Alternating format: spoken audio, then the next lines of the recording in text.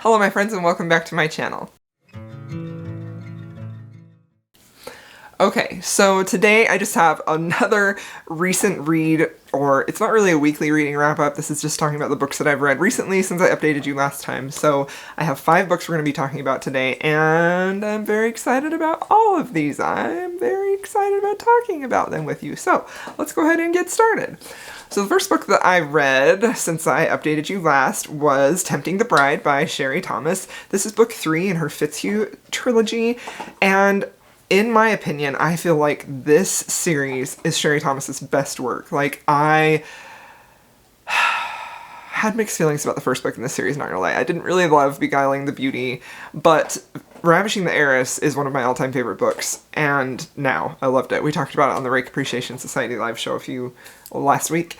But Tempting the Bride was honestly just as good, if not maybe a little better. Like, I can't decide. I honestly can't decide if I like Tempting the Bride better than Ravishing the Heiress or what.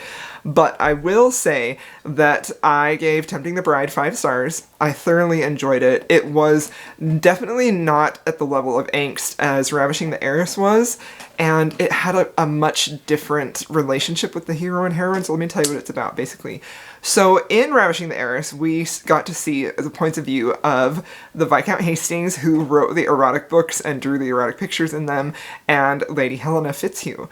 So we saw that they kind of had this bantering relationship back and forth, that Helena was in publishing and she, that was her job. Anyway, we got to see probably more than we really needed in Ravishing the Heiress, but to see them in Tempting the Bride together and having that background knowledge of them in Ravishing the Heiress was so completely satisfying and fulfilling. Like, I really loved it. So Lord Hastings and Lady Helena, they have sort of like butt heads their entire life. That, Hastings is friends with Fitz, and sort of this relationship, like, Helena has really not liked Hastings at all. But Hastings, on the other hand, has been in love with her, like, forever. And he kind of shows that in a way which is, like, very stereotypical of boys. Like, he teases her, he ribs her, like, nonstop. And honestly, that, like, sharp-edged banter, which was a little bit malicious between the two of them, was so fun and so enjoyable and just really well done. Because you could tell Helena was like, would you just stop? And, like, she would, like, fire right back at him. Meanwhile, Hastings is like, I love this woman so much, but I cannot say anything about it, so I'm just gonna keep throwing these barbs at her so I have some type of interaction with her. Like, it was so good. So anyway, Lady Helena finds herself in a sort of a relationship with one of her authors, and he is a married man. And they end up having these meetings, clandestine meetings, I guess. However, Huntington finds out about that, as do other people find out about that, but the couple doesn't know. So a trap is laid for Lady Helena to be caught with this married man, and Huntington finds out about that, and so he puts himself up on the altar and rescues her, making it look like they were sort of caught being compromised while proclaiming that they had eloped and that they are married without Helena's permission. So she is pretty pissed off about that because she didn't want to marry him, she hated this guy, she didn't want to have anything to do with him, and she really didn't like how he made that choice for her when she was ready to just be ruined for this married man that she loved, or thought she loved. So she's a little frustrated with that. So they enter into this marriage of convenience, basically. And it's not going well. And then suddenly a carriage accident happens. Lady Helena is injured pretty severely, and she suffers from amnesia, which removes her relationship with that married man, her relationship of Huntington, that they were supposedly married, and she's basically just a clean slate. She wakes up, she has memories of her past, and that's basically it. So when she's told that she is married to Huntington, he is very conflicted and doesn't really know how much he should let this charade go on, because his feelings for her are real. So this was such a deeply emotional book, and I loved it so much. I really, really loved watching Helena have a chance to fall in love with Huntington without any preconceived notions. Like, she had a second chance to fall in love with him because of her amnesia, basically wiping her memory. So it was really, really beautiful. I adored this book. There were moments in this book that literally made my heart just ache. and the ultimate ending was extremely satisfying for me. I just loved this. It was 5 stars. I thought it was fantastic. Just a standout from Sherry Thomas for sure. So the next book that I read was Eidolon. I think that's how you say it, Eidolon. I'm not sure exactly how to pronounce it. Even though I listened to the audiobook, it's still like these fantasy names are hard for me to remember how they pronounce them. Anyway, this is the second book in the Wraith King series by Grace Draven. The first book is Radiance, which is extremely well known. Most people have read it. I have been meaning to continue with this series since I read Radiance in like 2018 and I just never did. But Jen from the Book Refuge is going to be interviewing Grace Draven on her channel in February, and so I wanted to get caught up on her books just so I could sort of enjoy that interview a little bit more for myself. So I decided to pick this one up. And I absolutely adored this book. I was very hesitant with this because I loved Radiance so much. I wasn't really sure how much more of their story I needed or wanted to hear after Radiance, so I was hesitant. But when I picked this up, I was immediately captivated back to their relationship. Ildiko and Brishan, she's a human woman, if you didn't know. She's a human woman. He is of a race called the Kai, where they're sort of like monstrous. They have sharp fangs, yellow eyes, and they are basically find each other's race extremely unattractive and unappealing. They're in a marriage of convenience in the first book to further a political alliance between them. So in this book, they are married, they are happy, they are in love. So I was wondering, like, what are the stakes going to be and how am I going to really feel invested in this romance? I was a little skeptical. But I did give this book 5 stars. I completely adored it. It is very fantasy heavy, but I feel like it's equally romance heavy, and I really, really loved the threat to their relationship that made me really wonder and question, how are they going to make it through this? How is this marriage going to last when you know that they love each other so much? And it is so palpable in this book. I feel like Grace Draven did such a good job of really relaying that to you, that these two are deeply in love. They don't want anything to happen to their relationship, but because of forces outside of their control that are basically tearing their people, their world apart, Ildiko is faced with the decision of, should she basically like relinquish her hold on her husband, let him go for the betterment of his kingdom and his people, or, you know, should she keep the man that she loves? So it was heart-wrenching. It was beautiful, and watching Brishan just continuously fight for her and want her to be his queen, his wife. It was just beautiful. I loved it so much. Fantastic. It wasn't disappointing for me at all, honestly, even though I was a little scared. It was perfection. I adored it. 5 stars. Okay, now the next book that I read is Twisted Hate by Anna Huang. This is book 3 in her Twisted series. These are all contemporary romances following basically a set of friends and their relation and their romantic relationships that they have. So this one follows Jules, who is the best friend of the heroine from the first book, Anna, and it's her relationship with Josh, who is Anna's brother. So Jules and Josh have really had a very antagonistic relationship. They don't like each other at all. You know, Jules overheard Josh saying something about her to Anna, sort of discouraging her from being friends with her early on when they were just in college, you know, college kids basically, and that stuck with her, and that's what's fueled her hatred or antagonism towards Josh. And Josh, you know, it's really just been his own prejudices and that has kept him sort of just constantly butting heads, you know. So, don't mind Kazi, he's just scratching.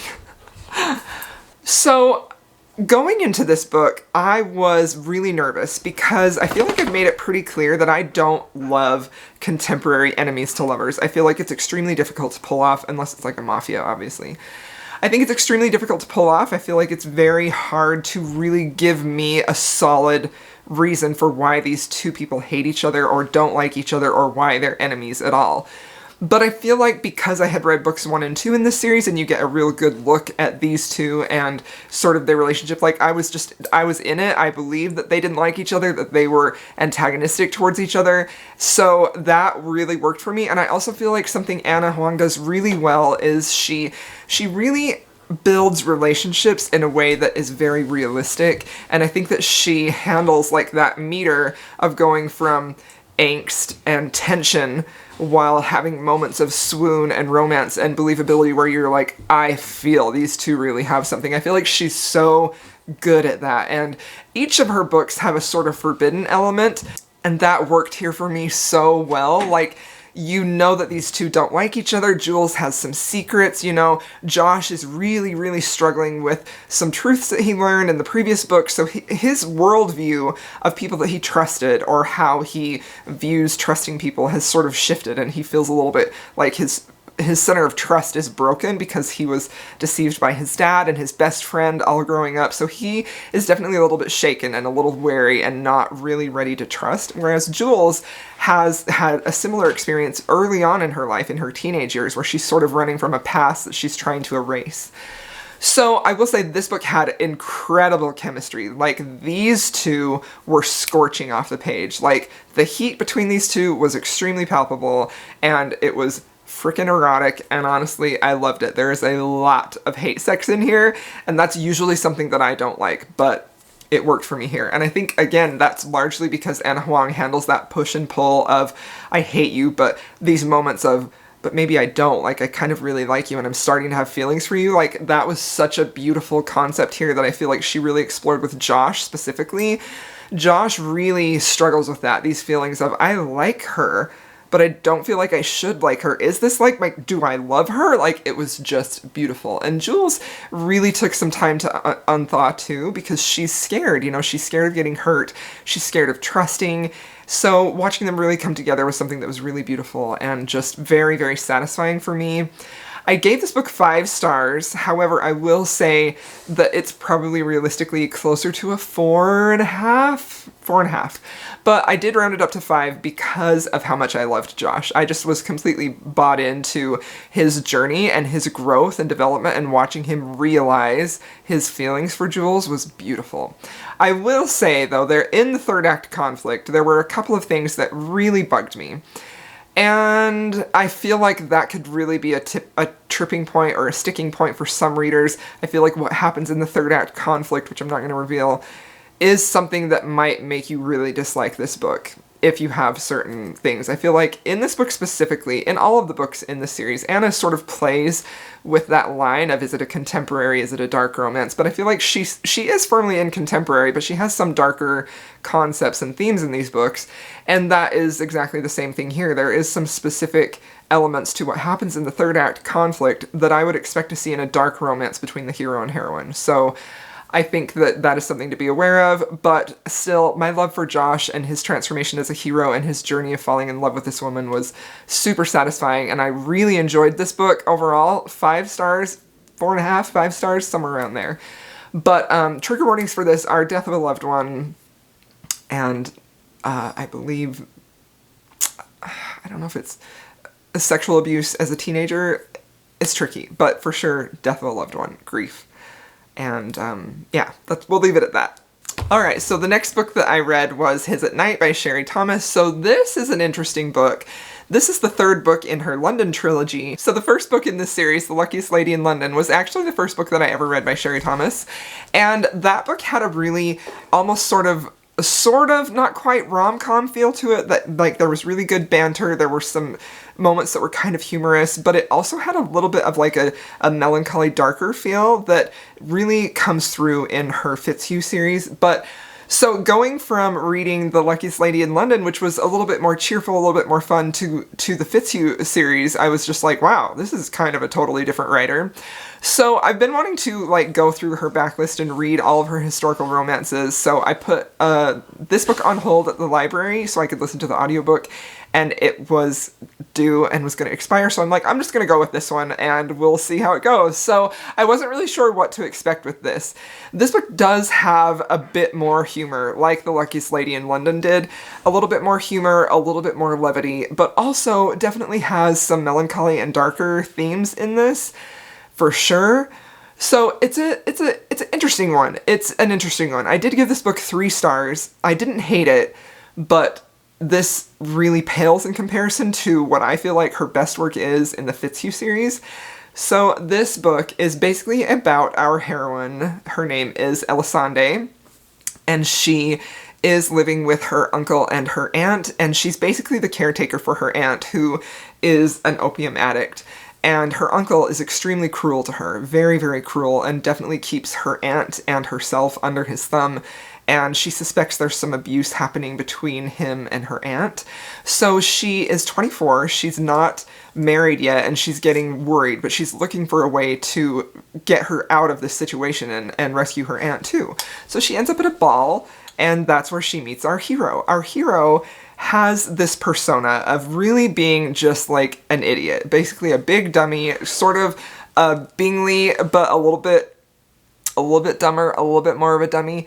And he just acts the fool, like, all the time. And it is an act because he's actually an undercover agent for the government. So he has this act going so that nobody will know who he really is and he'll be able to do his undercover work. So these two meet at this ball, and they have this moment where they sort of exchange glances, and you get both of their perspectives, and she's thinking, wow, this guy, he is the one for me. And he's thinking the same thing, this woman is the one for me. So they have a chance to meet and talk after that, and Elisande is known for her smile. Like, her smile is really what captivated the hero. It's beautiful, she knows it, and she weaponizes it, and she uses that to get into, you know, certain men's good graces and to sort of diffuse situations. Like, she knows the power that this beautiful smile she has on men. And she uses that for sure on the hero. So when they have this conversation, when they first meet, she really notices right away that he's a bit of an idiot. And it's so funny. That's the funny part, is because you know that it's an act. And you see her, like, esteem for him really, like, decline. Where she's like, you can tell she's thinking, my dude, the more you keep talking, the less attractive you are to me. And it's just so funny in that way, because you know really that's not what's happening. So in any case, she plots to be ruined by not the hero but his friend. Anyway, and get caught so that that can be a marriage and a way for her to get out of this house with her uncle. Come to find out, though, it doesn't turn out that way. She ends up getting caught with the hero, the secret agent. So they end up in an arranged marriage, and it takes the course of almost the entire book for me to really feel like this romance was actually developing. There's a big emphasis on the background plot, the mystery aspect of the hero and what he's doing, some certain aspects that involve the uncle, that was fun to read, but it definitely felt like it overshadowed the romance, and I didn't really feel like I got what I wanted. I picked up a historical romance, and the romance of it was very minuscule and not very satisfying. They do get a happily ever after, but I honestly didn't really care all that much. This is not a romance that I'm going to be swooning about or anything. It was well done, and I see what she was trying to do here, and I appreciate that, but it sort of fell flat for me and didn't really work. So this is one of my least favorite Sherry Thomas books, but it was interesting, that's for sure. I mean, honestly, my favorite part was watching her watch the hero be a dummy. Like, that was so funny. So, 3 stars for this one. Okay, and the last book that I read was another Grace Draven, and it was Dragon Unleashed. So this is part of another series that she has. This is her books that are traditionally published, and I did read the first book last year, Phoenix Unbound, and honestly, I really, really loved that. I loved the magic system, I loved the world. I thought she did a really good job of showing an enemies to lovers romance that just completely worked for me. This book I really, really loved too. I loved the concept of this. I ended up giving this 4 stars, and let me tell you what it's about. So in this book we have our hero, who is actually a draga, or a dragon, and he's wearing a human skin, basically. And he's out to find his mother's sacred bones, who has passed away. He's basically like the only one of his kind left, and this is a society where magic is basically illegal, so nobody can know that he is a dragon. So in his course to find these dragon bones, something that is going to protect him because, you know, he's in danger of his dragon sort of being unleashed and taking over, he ends up finding the heroine, and they have this dramatic, almost mystical pull towards one another, which was really, really beautiful and also really believable. And she's just a human woman. She's a trader. She is in this trader caravan, basically, that are traveling around trying to trade goods and survive. And she's also the caretaker for her mother, who is basically, she has basically like the mental capacity of a very young child. So that was honestly their relationship. The mother-daughter relationship was so sweet and so beautiful. I loved how protective the heroine was of her mother. The mother was very funny and very sweet too. I really, really, really loved that. Like, she was a shining star character in this book. And the heroine and the hero actually meet because Malicus, the hero, is trying to track down these bones, and he thinks he's finally found them. And he sees the heroine's mother, Asil, I think that's how you say her name, he sees her at a stall wanting to purchase something, and he sees a man with power and money really just sort of abuse her, push her, and call her names, and he is not going to put up with that, and so he steps in, sort of saves the mother, and the heroine sees this happening. And that was the moment that the heroine and myself fell in love with Malicus, because, like, how could you not, right? This big, powerful, magical man sees an injustice being done to a frail woman who he recognized right away was not an adult, an adult with the mental capacity of an adult. Like, he recognized there was something fragile about her, and he was not going to put up with that injustice, and so he steps in, rescues her, saves the day, and that's how they meet. Further on into the story, though, they end up separating. He's still trying to track down these bones, and he's actually shot and injured, and the heroine comes and rescues him and caretakes him back to health, and it was beautiful. So I really, really loved this book. I did give it 4 stars, though, because while I was super invested in the fantasy world and I was very, very, very invested in the romance, that's where I feel like I just wanted more. Compared to her indie published romances, I feel like this book was more fantasy driven, which was beautiful and I really, really loved. But I was just hoping for a little bit more romance because the seeds of it were there and what we got was beautiful, but I was hoping for it to be on the same level of, like, Eidolon or especially, like, Entreat Me. So I loved this. I felt like the story was beautiful. It was just honestly fantastic. If you want something with a deeply rich fantasy, dragon magic, great characters, I would highly recommend it. The only downfall that I see is that I was just hoping for a little bit more romantic development. So really enjoyed it though. It was honestly great. I feel like Grace Raven can pretty much do no wrong. I have a great time with almost all of her books. So alright, there you have it. Those are the books that I have read recently. I hope y'all enjoyed this video. Please let me know what you've read recently, and if you've enjoyed it or if you think I would enjoy it, I would love to hear that. And if you've made it this far, feel free to leave me any type of weather emoji. Let me know what it's like in your part of the woods. It's sunny but cold here, and I'll see y'all in my next video.